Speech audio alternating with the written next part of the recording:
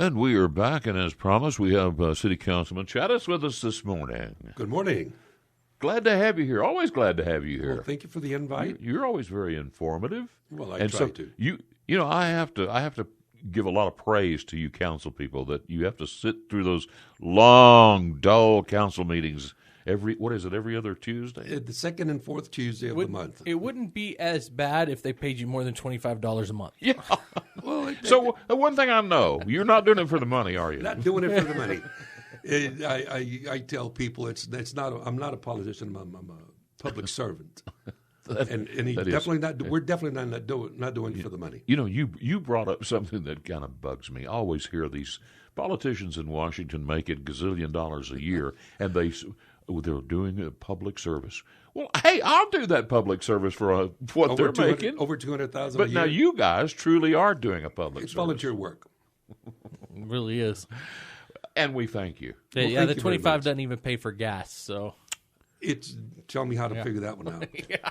Well, let me kick this off. Now, the big story today, as I said, was that the medical examiner for Lubbock County said we've had enough of you guys and your politics. We're not going to renew our contract. Now, I know this is a county deal, but the city of Lubbock uses the ME, do they not?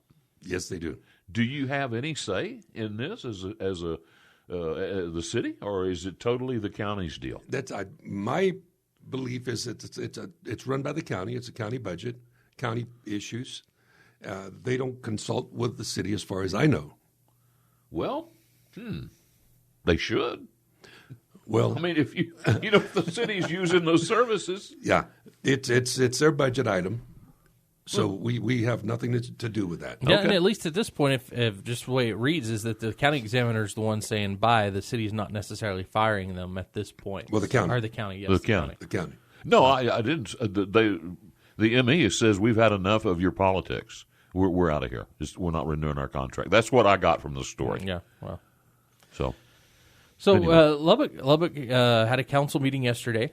Is there any highlights that you could think of that? The one highlight that I really like to talk about is any time there's an agency or a group of people that are helping the less fortunate. Mm-hmm. And by that I'm referring to a conversation with the Nueces County. I'm still thinking Corpus Christi here. The Catholic Charities for the city of Lubbock. Mm-hmm. A $539,000 grant was granted. They're helping people with education, with food, with runaway homes, runaway children, just trying to pull people out of poverty if at all possible. Yeah. And it's a daunting task. It's a job. I wish we could say, hey, we're going to end poverty in the next 6 months, or that there were an end point, and there isn't. At least it's way above my pay grade anyway. But we can't ignore the fact that there's people out there that are out, down and out for whatever reason it may be. Mm-hmm.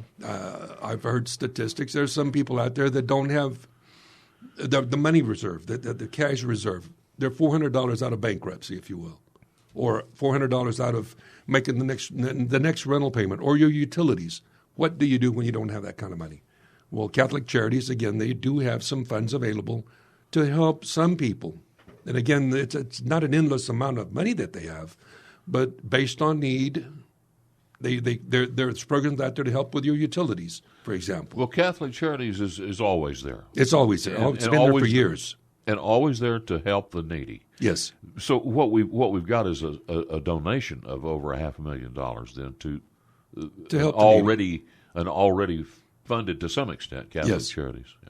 And it's a great organization. I can't give them enough accolades. So Councilman, as far as the homeless problem is a problem for all of Lubbock, but specifically in the downtown area. Is this part of Lubbock trying to work on the homeless problem? Lubbock is trying to work on that problem. As a matter of fact, we've just had our first meeting to address the homeless, and by that I'm talking about the new committee that was set up. The committee that was just set up, and we've got another meeting. I believe it's coming up next week, and we're trying to come up with some kind of. You've got to have a plan. Mm-hmm. There's organizations out there already that are serving the homeless. Right. But again, we, the city now, have got to take a more active role in this homeless population. What do we do? How do we do it? Is there a game plan? Is there a calendar set up? What are we doing? How are we going to get there? You need strategy. You need a game plan, and that's what we're working on. So, are y'all looking at what other cities are doing to try to do that, and trying to come up with a game plan from that? And are there any cities that you know of that are actually appropriately handling the situation that they're having? Houston comes to mind because Houston has spread out the homeless population throughout the city. They're not. I can't. They so did less not localized? decide. Let's concentrate it in this area.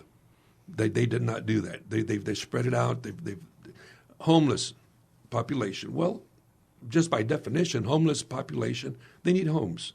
They need jobs. You need counseling, drug, alcohol counseling. There's agencies out there. Are their services being duplicated? I would tend to say yes, they're being duplicated.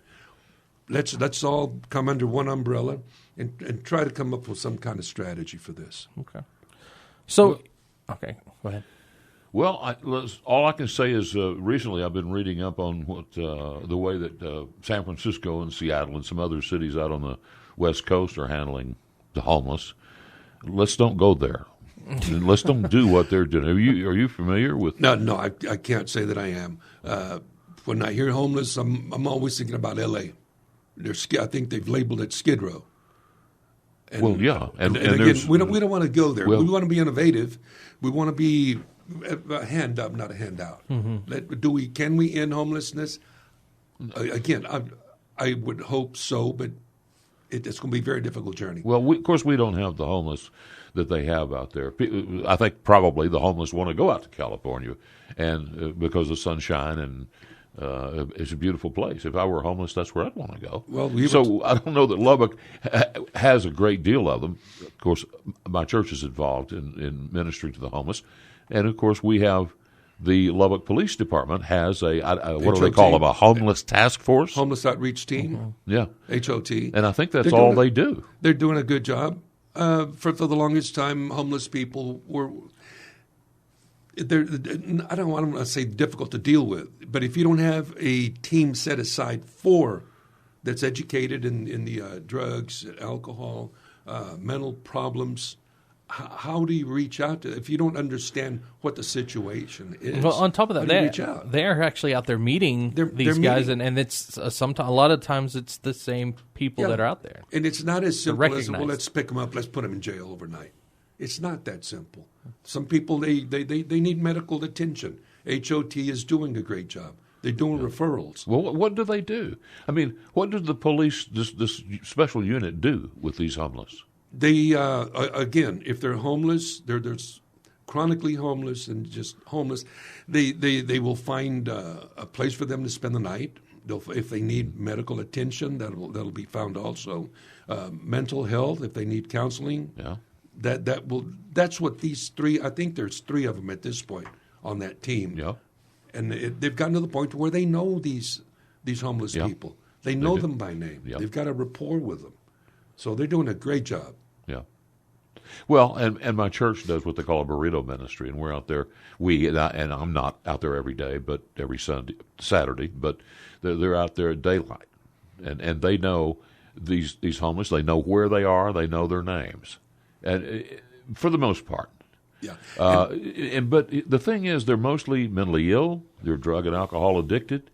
You know, the thing I always ask people that say that this is such a bad problem and blah blah blah. Well, if they're homeless, there are people like the Salvation Army will take you in overnight. So if you are sleeping in a sleeping bag in somebody's driveway or under their porch, why? Is the question. You know, there's a place that will put you up for the night. Ooh, running a little long on this segment. Let's take a quick break, and we'll be right back with more after this. And we're back here at 7:23 a.m. with Dave King and Matt Martin in the morning on KFYO. And again, Councilman Chadis with us, Lubbock City Councilman Chadis. Lubbock Cleanup. This weekend, is that right? There's a cleanup this weekend. Lubbock needs cleaning up, in my opinion. It needs cleaning up. Again, this is a job. It's an ongoing job. The cleanup will be in the Arnett Benson area. The roll-off dumpsters We'll be at the Rogers Park over there on the right off of Indiana, and bring the trash. We need to clean up neighborhoods, and we're starting off with Arnett Benson. So let me ask you this: you were telling us during the break you're a big guy that wants to see the environment get better in Lubbock, and has Lubbock talked at all about a more, at least convenient way of recycling? There has been some discussion, but that's where we are at this point. I mean, it costs money to be more convenient than what's set up right now, which is essentially people can go to a lot of the Uniteds or to the city of Lubbock and use the bins that are out there. Yes, and the university also has a good recycling program. Yeah.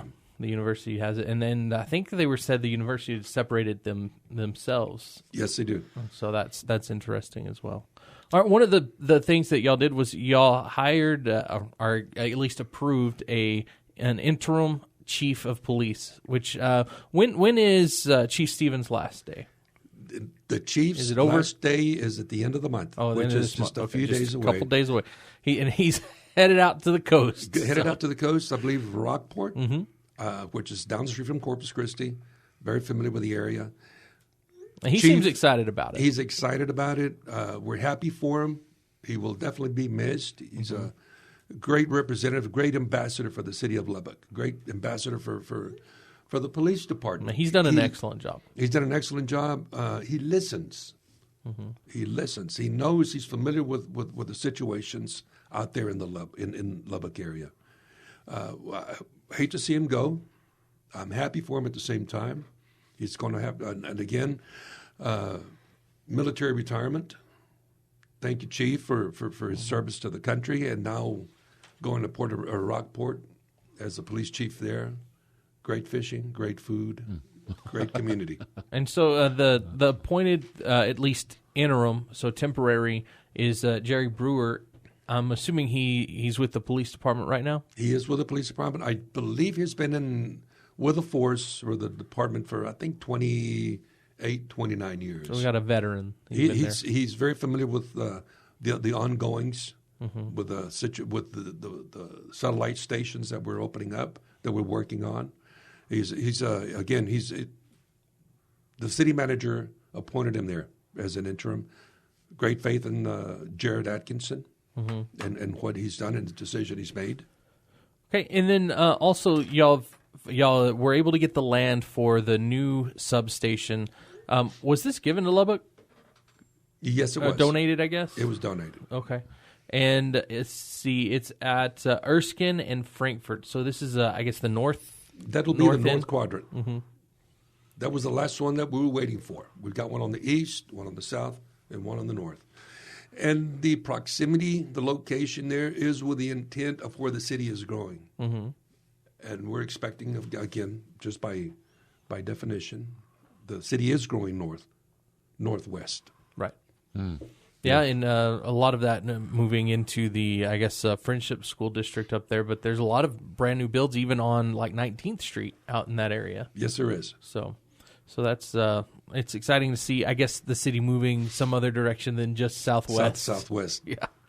So, and let's see. The other thing is now this was just kind of, now I'm getting all this out of the AJ. I didn't know anything about it, but there's an Ironman competition, and they're going to be closing a portion of Marcia Sharp Freeway. What I guess y'all don't. Y'all have to approve some parts of that, but I guess that was the Department of Transportation that did. DOT steps in there. We, again, the LPD steps in there trying to figure out the safest way, safest routes. This event's been going on for quite a few years. Mm-hmm. Great for the city of Lubbock also. Yeah, and it looks like, I mean, they do swimming. They do everything. I mean, it's a pretty big deal. Yes, it is. It will be. Okay.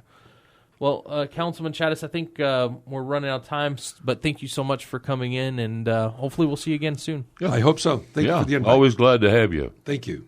Okay, back with more after this.